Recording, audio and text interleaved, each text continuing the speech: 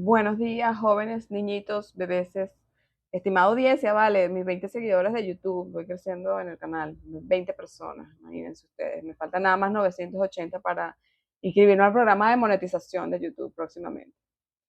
Bueno, en la mañana de hoy vengo a dejarles esta clase grabada para poder adelantar, porque ustedes saben que pasaron cositas y necesitamos adelantar para no atrasarnos. Entonces voy a tratar de que la clase no sea muy extensa.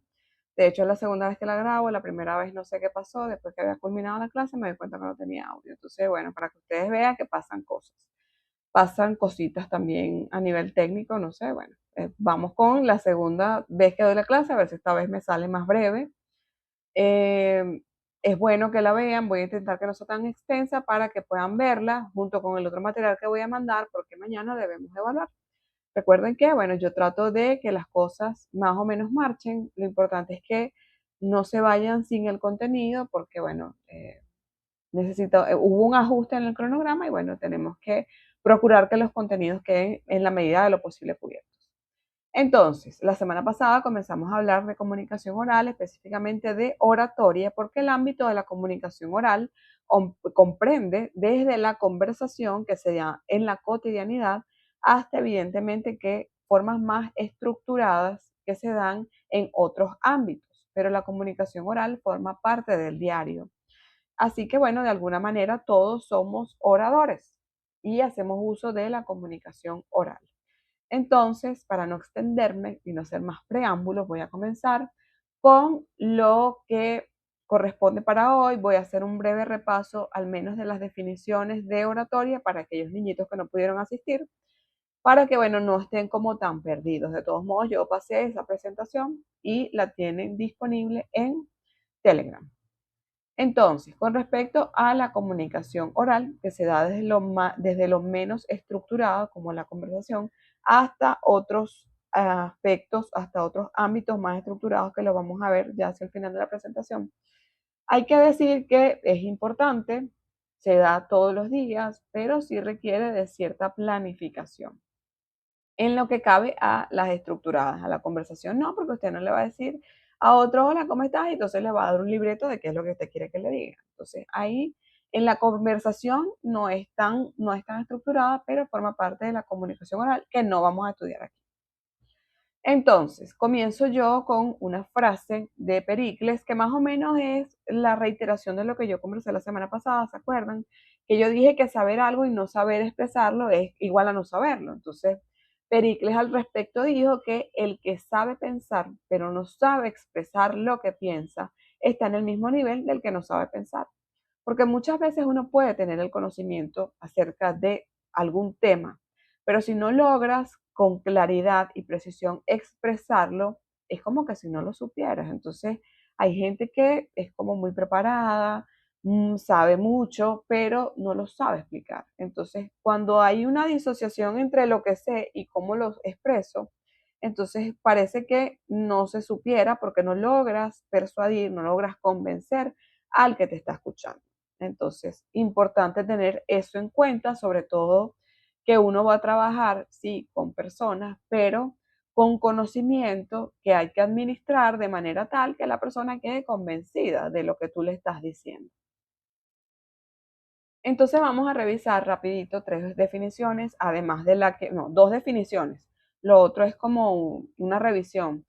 Dos definiciones de lo que es oratoria, pero recordemos que siempre la oratoria apunta hacia eso de el arte de hablar en público con elocuencia. Entonces, partiendo de que cuando uno habla de oratoria, siempre le parece que se refiere al mismo concepto de el arte de hablar en público con elocuencia, pero no necesariamente tiene que ser un público de 500 personas. Hablar frente a dos o tres, pero hacerlo de manera eficaz, que llegue el mensaje y que también ese mensaje llegue, que sea ameno. Y hay gente que uno, ay Dios mío, habló 5 minutos y habla y se hace el tema como denso, como la conversación pesada o el mensaje, porque bueno, la forma en que se transmite. Entonces, saber combinar eficacia, pero también con algo eh, de estilo, pues que la cosa llegue de la mejor manera. Entonces, entendemos que es un conjunto de principios. Fíjense que aquí se habla conjunto de principios y técnicas. Y cuando uno lo ve como principios y técnicas, sabe que es algo de lo que hay que tener conocimiento para lograr hacerlo. Porque principios y técnicas apunta hacia eso. Bueno, si tú no eres tan hábil con la palabra porque no naciste con esa habilidad, bueno, lo puedes lograr porque eso es un conjunto de principios y técnicas. Entonces, eso de manera sistemática me permite a mí aproximarme sin tanto miedo a la oratoria. Bueno, no es una cosa imposible porque esto tiene técnicas y tiene principios.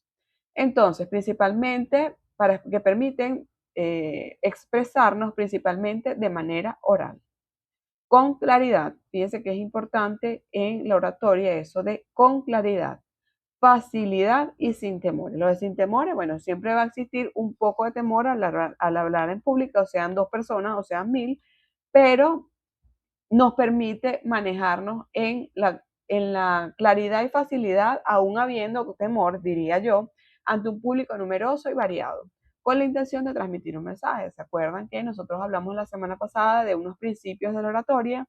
Que tenía que existir un tema, que debía existir un público al cual se adecuara ese tema y que también tenía que existir una finalidad dentro de ese mensaje que yo quiero transmitir. Entonces, ahí vamos con esos principios y las técnicas. Bueno, las técnicas es algo que se puede aprender.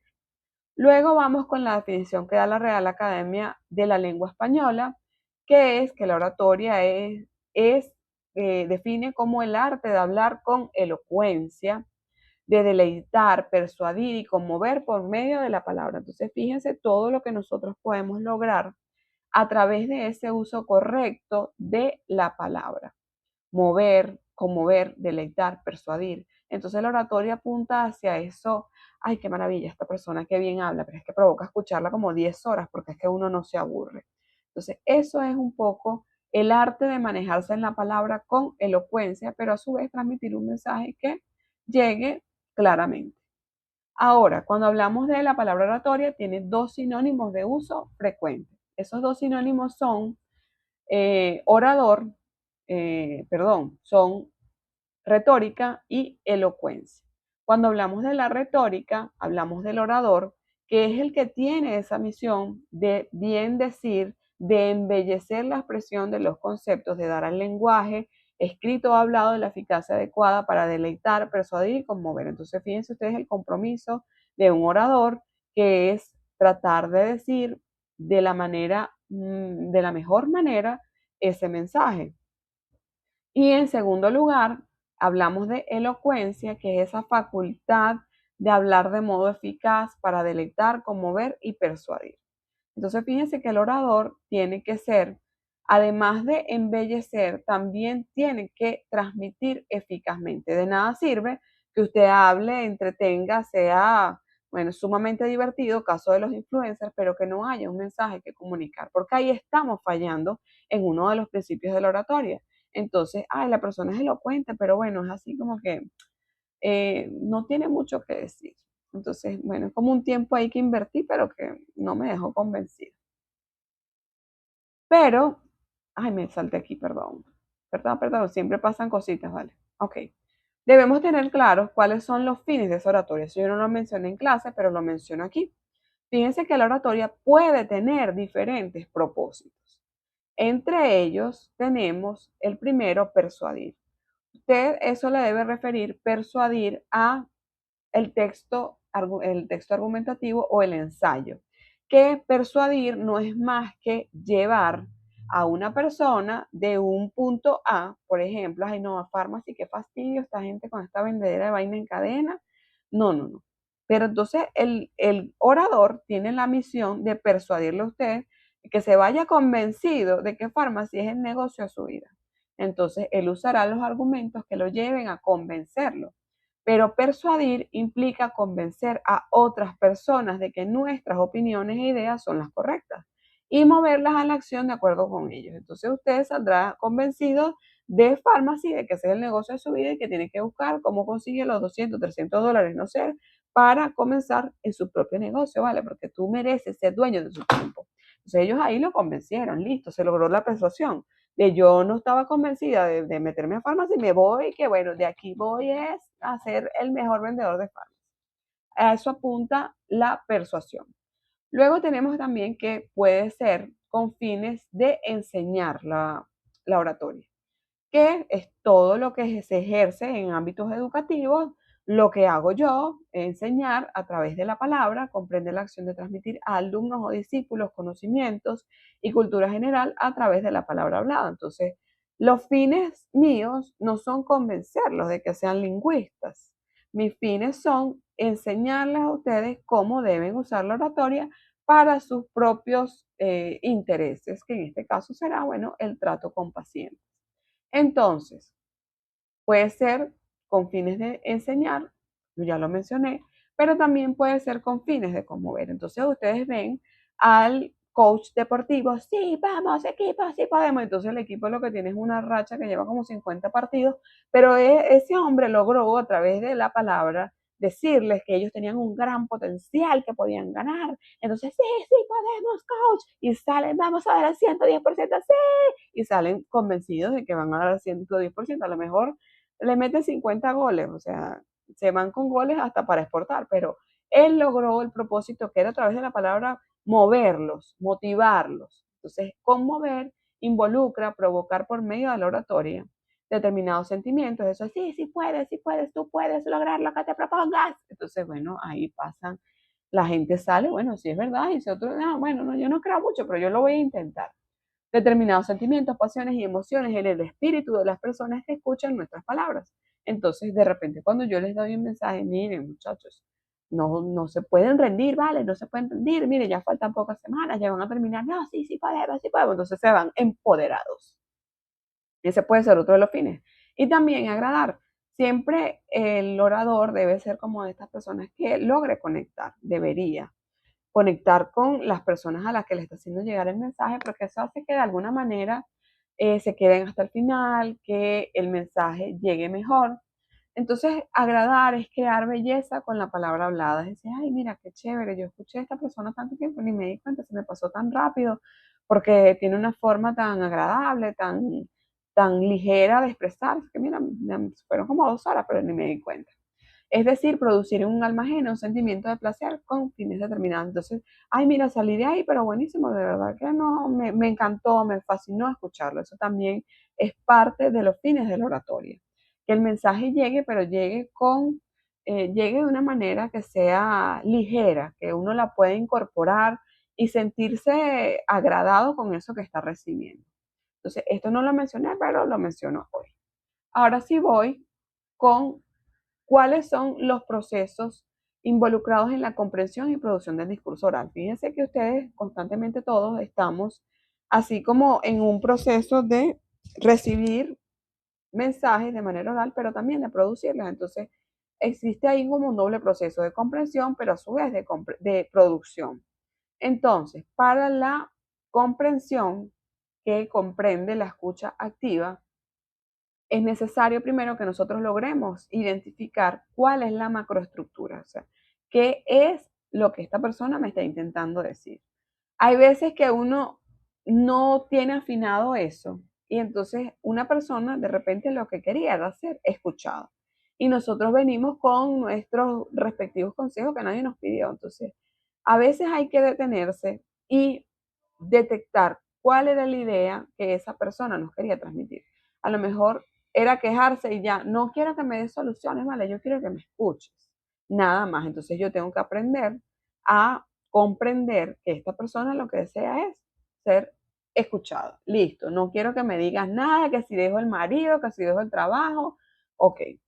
Pero esa identificación de la macroestructura o del tema de la idea central, o sea, se está quejando del marido, ok, ya entendí que se está quejando del marido, o se está quejando del trabajo, ok, o lo que sea. Hay que aprender a identificar cuál es la idea central y eso nos lleva a una inferencia del propósito con que se está transmitiendo ese mensaje. Por ejemplo, lo que estoy diciendo, me está hablando mal del marido, pero ella no me está diciendo que le consiga un abogado, ella lo que quería era quejarse. O sea, entonces yo tengo que inferir cuál es el propósito de esta persona diciéndome, bueno, lo que quería era quejarse. Ah, ok.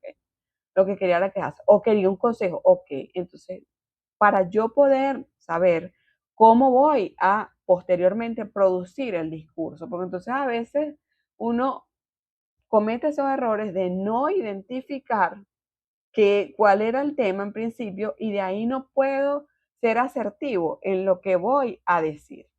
Entonces, importante, escucha activa, ok, ¿cuál es el tema que me está dando esta persona? ¿Cuál es la idea que me quiere transmitir? Y luego, de ahí, en función de eso, bueno, esto es lo que se está quejando, bueno, lo que me quería era informar, o inferencia del propósito, con qué propósito y mencionó o habló, dijo, pronunció ese discurso. Luego voy con la estrategia de producción. Cuando ya a mí me toca ponerme en la posición de producir un discurso, una comunicación oral, de dar retroalimentación, yo debo planificar, ok, selecciono cuáles son los argumentos que voy a dar. Yo estoy poniendo un caso así como práctico, pero perfectamente podría ser algo más elaborado. Una planificación. ¿Cuáles son los argumentos que voy a dar? Si esta persona vino a mí a pedirme un consejo, por ejemplo, yo identifiqué que se está quejando del marido, pero infiero que esta persona lo que busca es un consejo. Entonces yo ahí voy a producir en función de, mira, si este hombre no te da plata, te monta cacho, te da mala vida, ahí yo estoy argumentando, mira, te estoy dando razones sólidas, ¿vale? Para que lo deje, bebé, convéncete, date cuenta, amiga, date cuenta. Ese hombre no es, entonces yo preparo la artillería. ¿Cuáles son los argumentos que yo te voy a decir para que tú dejes a ese infeliz, ¿vale? Ya estaba suficiente. Preparo, selecciono cuáles son los argumentos, bueno, según el público, si es mi amiga, bueno, y si es otra gente a la que les voy a hablar acerca de, bueno, cierre de ciclos, de una cosa más profesional, tendré que moderarme en función de eso. Para luego pasar a la textualización, es decir, de qué manera voy a organizar yo esta información para que esta persona le llegue el mensaje. Entonces voy a usar ejemplos, voy a usar metáforas, voy a usar anécdotas, cómo lo voy a tratar. Y luego ya si voy a la ejecución, mira, tú harás uso de tu voz y tu lenguaje corporal para darle el mensaje de que ya, chica, amiga, date cuenta, vale, deja ese hombre. Entonces, bueno, ya ahí se pronunció el discurso. Y bueno, con eso cerramos eso de cómo se comprende y cómo se produce el discurso oral. Ahora voy con la parte de cómo han evolucionado las técnicas de la oratoria. Entonces comienzo yo mencionando que en la antigüedad la oratoria se manejaba como bajo unos principios más rígidos de los que actualmente conocemos. ¿Por qué? Porque, bueno, porque hacía falta técnica, porque hacía falta estructura y estilo para comunicar. Al menos así fue concebido en Grecia, donde se fundaron las primeras o se fundó la primera escuela oratoria, que la gente que comunicaba tenía que tener estructura, tenía que tener estilo, tenía que ser una cosa bien pensada y elaborada. Entonces, en la actualidad eso no es así. El mensaje se ha masificado, el orador no necesita estar en el mismo lugar, espacio y tiempo para que la persona reciba el mensaje, sino para prueba de eso tenemos esta clase que, bueno, yo estoy grabando desde mi casa, pero el mensaje de igual manera va a llegar. Entonces, en la antigüedad, la oratoria se centraba en la retórica clásica, donde los oradores seguían estrictas reglas de estructura y estilo para persuadir a su audiencia. La formación en oratoria era rigurosa y se consideraba una parte esencial de la educación de los ciudadanos. Por eso se crearon escuelas de oratoria, porque era importante que la gente se educara en el arte de transmitir correctamente los mensajes, con elocuencia, con la técnica, con lo que se consideraba inicialmente.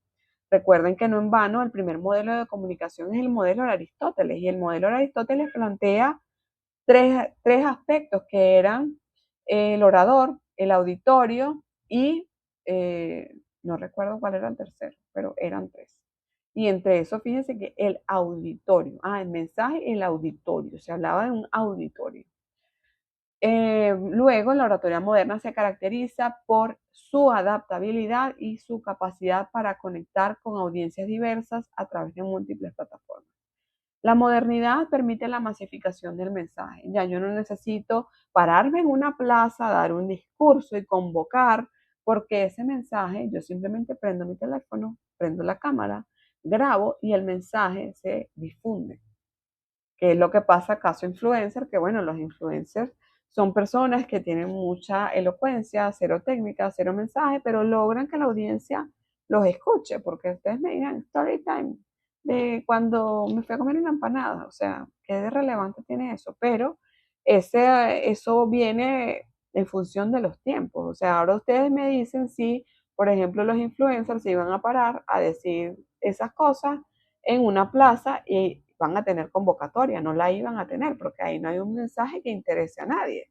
Eso es más así como chismecito time, pues, pero no es un mensaje que realmente aporte.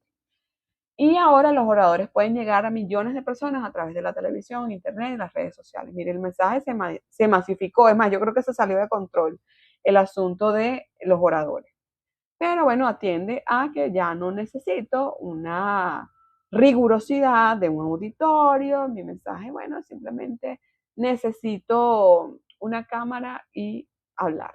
Listo. De lo demás se encarga la difusión. Entonces voy a puntualizar históricamente cuáles fueron los momentos de la evolución.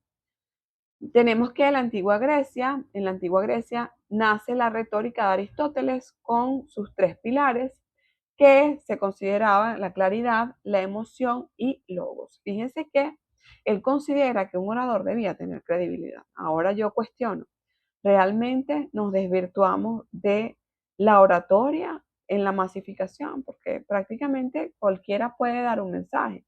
Y ese es el problema de la difusión, que ahora, como cualquiera dice, se perdió la credibilidad, uno de los aspectos importantes en el perfil del orador. No son expertos en el tema, pero hablan bien. Entonces, bueno, se cambió una cosa por la otra. Pero cuando fue concebida, debía tener ese mensaje y ese orador credibilidad, inyectarle emoción, que es la elocuencia, y logos. Luego nos vamos a la Edad Media, que la Edad Media estuvo regida la, por la iglesia, bueno, no por la masificación, por la dominación de la iglesia. Y en ese momento la oratoria era principalmente religiosa. Era con fines de arrepiéntete, demonio, arrepiéntete y conviértete a las filas del cristianismo. Entonces, oratoria con fines religiosos, ahí se menciona la oratoria sagrada, y en la época del Renacimiento, que bueno, la gente retomó la cordura, se retomó la ciencia, se retomó el arte, la evolución de la humanidad nuevamente, entonces ya hablamos del resurgimiento del humanismo y por supuesto que la oratoria ya apunta a otras cosas que de repente es difusión de conocimiento y de todo lo que se estaba descubriendo nuevamente. Entonces, tenemos que en la época de la modernidad fue que comenzó el despelote de veces, porque pasó el discurso de las plazas públicas, del respeto, del conocimiento, del academicismo, pasamos a, bueno, el discurso masificado a través de radio y televisión. Sin embargo, no se había salido de control como ahorita, ¿no? Pero ya apuntaba a que el mensaje era masivo. Y el orador no necesitaba estar en el mismo espacio, tiempo y lugar de los demás, o sea, simplemente tenía que tener un mensaje que transmitir a través de estos canales. Entonces surge ese auge del carisma visual. Ay, qué bien, mira, porque tienes la posibilidad de ver a ese orador a distancia. Ahora que nos encontramos en la era digital, la cosa se salió de control porque cualquiera que tenga acceso a Internet, un teléfono y canales de difusión puede ser orador, aunque no tenga nada que decir. Entonces, fíjense que estamos en la era digital, donde la oratoria se convirtió en algo como de fácil acceso, efímero, porque cuando hablo de este término líquido que acuña un señor que se llama, creo que es Zygmunt Bauman, creo que ese es el nombre, que él habla de relaciones líquidas, modernidad líquida, es que todo se convirtió así como en extremadamente ligero. Entonces, esa oratoria ligera en redes sociales, que realmente es como una falsa oratoria, porque al final no hay mensaje, no todos tienen un mensaje para transmitir a través de las redes sociales, donde la brevedad y la autenticidad superan a la elocuencia clásica. Fíjense que la gente conecta fácil con eso de, ay, bueno, esta persona es chévere, es carismática, ay, bueno, habla chévere, o sea, me identifico. Entonces, bueno, ya pasamos de la real elocuencia a, bueno, yo me identifico con esta persona que dice esto, que ay, bueno, es así como que no, pero bueno, es chévere, me entretiene. Entonces desplazamos la importancia del mensaje por lo chévere, por lo efímero, por lo bien que me cae este que está hablando. Ahora, cuando yo hablé al inicio de que teníamos situaciones comunicativas no estructuradas, también tenemos otras no estructuradas como la conversación. Tenemos otras estructuradas que se dan en diferentes ámbitos. Entonces voy a puntualizar en varias, pero cuando nos toque desarrollar vamos a hablar más específicamente de la entrevista en los ámbitos de salud, porque ustedes tienen acceso a sus pacientes a diferentes personas a través de la entrevista. Entonces es importante afinar ese tema de la entrevista. Cuando hablo de situaciones comunicativas estructuradas, puedo entenderlas en el campo académico o informativo. Puede ser la conferencia, que es una exposición que hace una persona que es experta y conocedora de un tema. Generalmente la persona habla, las preguntas quedan al final, o sea, en ese momento solamente es unidireccional. La comunicación queda como del expositor o del conferencista a los demás. Luego tenemos el panel, que es un grupo de especialistas que se reúnen para hablar sobre un mismo tema y brindar diferentes perspectivas. También tenemos el simposio, que son una serie de exposiciones breves acerca de un mismo tema, generalmente eh, abordados por diferentes expertos, pero siempre acerca de un mismo tema. Luego tenemos en el ámbito argumentativo o persuasivo, tenemos el debate. Todos en algún momento hemos estado en un debate en un aula o en otros espacios que no es más que uno presentar posturas opuestas de un tema. O sea, vamos a hablar, por ejemplo, de la inteligencia artificial. Bueno, yo diré que es buenísima, que a mí me parece que facilita todas las cosas y habrá quien dice que no, que la gente lo que hace es ponerse un poco más perezosa en asuntos de, bueno, no quieren pensar. Entonces, cuando hablamos de, de de debate hablamos de esa contraposición de ideas. Bueno, todo el mundo o los participantes guiados por un moderador presentan sus perspectivas de ese tema que generalmente son opuestas. La mesa redonda se refiere a un grupo de expertos que busca contrastar opiniones. Fíjense que en el debate no tienes que ser experto, pero en la mesa redonda sí necesitas la opinión de personas conocedoras de ese tema que también buscan contrastar opiniones. O sea, él dirá, mira, yo soy experto en informática y de verdad la inteligencia artificial es el futuro. Entonces, bueno, el otro dirá, bueno, yo creo que no. O sea, también contrastar opiniones, pero ya desde una mirada más experta. Y también tienen el foro, que es una discusión grupal después de una actividad. Cuando nos reunimos en torno a la película que vimos, hablamos al final, acerca de la actividad, de las dudas que quedaron o de los comentarios que había que hacer con respecto a esa película. También tenemos que en el ámbito organizacional o laboral existen otro tipo de situaciones comunicativas, como por ejemplo la asamblea, una reunión para tomar decisiones colectivas. Tenemos la entrevista, que es un intercambio estructurado o semiestructurado de preguntas y respuestas entre un entrevistador y un entrevistado.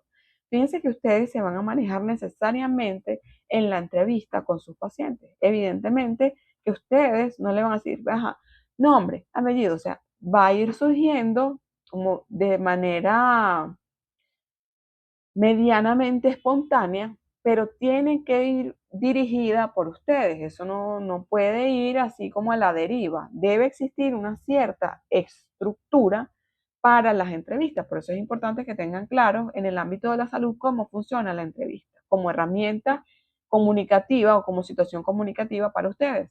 Y por último tenemos el seminario, que es una reunión de un tema, de un estudio intensivo. O sea, es un experto o varios expertos acerca de un mismo tema, pero con un carácter como intensivo, en un seminario de tal cosa. O sea, es un estudio profundo de tal tema. Ahora bien, voy con la última lámina, que espero que esta sí se grabe, la voz, porque la anterior quedó sin voz. Vamos con la comunicación social, cómo se da en ámbitos sociales. Fíjense que la comunicación oral se da prácticamente en todos los ámbitos sociales. Tenemos una oratoria social, que es la que sucede en las ceremonias que toca participar al ser humano, ceremonias de inauguración de algo, cuando ustedes fueron bienvenidos a la universidad, eso se considera oratoria social porque se hizo un protocolo donde ustedes fueron invitados, o sea, fueron invitados y fueron recibidos con palabras de los profesores, de las autoridades, entonces eso forma parte de un ceremonial que es de recibimiento de estudiantes que se considera oratoria social. Con respecto a la oratoria pedagógica, es la que casi todos los profesores tenemos que ejercer, que tiene fines de transmisión de conocimientos y cultura general a través de la palabra hablada.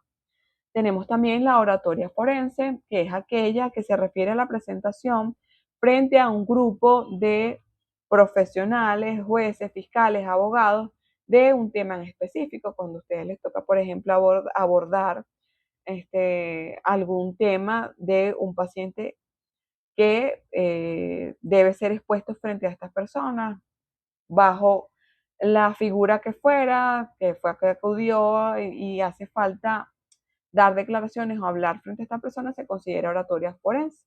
Tiene la oratoria política, que es la que ejercen los que están inmersos en el mundo de la política frente a las masas, que te conmueven, que nosotros sí, este gobierno sí cumple, que si votas en este periodo sí, vamos a aumentar el sueldo. Entonces la gente, bueno, en función de lo que le dicen y la capacidad de convencimiento del otro, bueno, te va y vota por su candidato o simplemente no vota porque, bueno, nadie me convenció, ¿vale?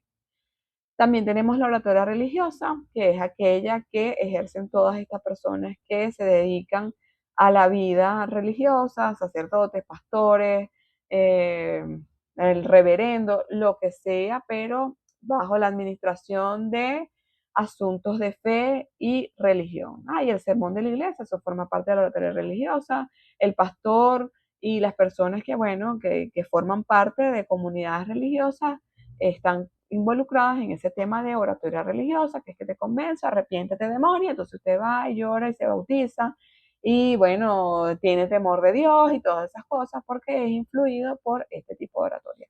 Y por último, la oratoria empresarial, que se refiere a aquella que se ejerce en las empresas, en las organizaciones, eh, con fines de llevar las relaciones humanas y la persuasión para lograr, perdón, el cumplimiento de objetivos y fines de la organización. Y también, bueno, cuando tienes que presentar algún informe, rendir cuentas frente a una junta, o sea, todo eso que se maneje en el ámbito de una organización se considera oratoria empresarial. Entonces, fíjense que la oratoria no es específico de un solo ámbito, sino que abarca prácticamente todos los ámbitos de la vida donde nos desarrollamos como seres sociales y es importante manejar. Cierro ya porque pensaba que podía hacer una clase de 20 minutos, pero parece que no, es imposible para mí. Cierro aquí con la cara de ustedes después de ver todo lo que implica la oratoria. Mire, la oratoria sí implica conocimiento, por supuesto, y organización, porque si no se pierden los principios y aunque tengamos técnicas, no tenemos principios. Entonces recuerden que hablamos de una combinación de principios y técnicas. Así que bueno, con esto no me extiendo más, aclaro las dudas que hubiere lugar en clases y espero que puedan completar y ver la clase, que esta vez sí se grabe, por favor, Dios mío, te lo pedimos, Señor, porque no quiero volver a grabar una tercera clase. Entonces, cambio fuera, bebés, nos vemos.